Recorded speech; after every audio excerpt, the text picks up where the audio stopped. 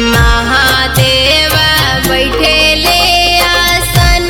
माता गौरा जिया राजा करई गौरा जिया राजा करई हो स्वामी कौनो ऐसन बरत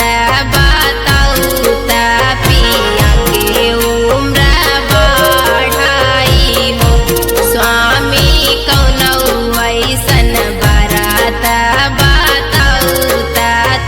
सेनुराया मर रहई हो।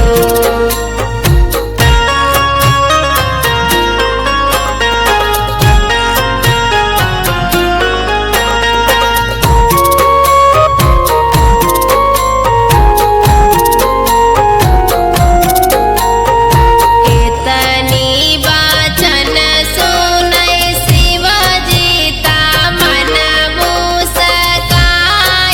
त गौरा जी से बोलाई हो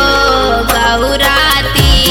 जाके करिहा बरतिया त बहुताई पावन हो गौरा पिया जी के बाढ़े उमरिया त सेनुराया मर रही हो।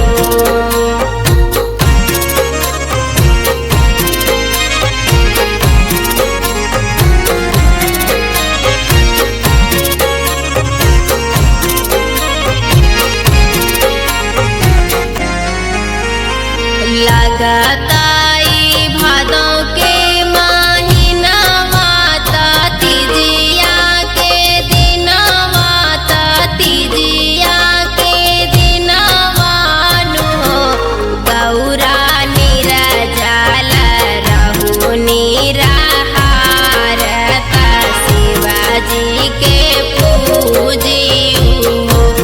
गौरा कैली हूँ सोला हो सिंगार त शिव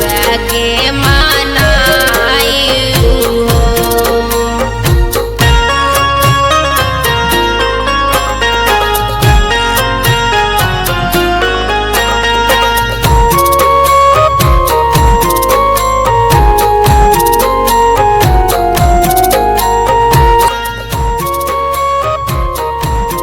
सभी माता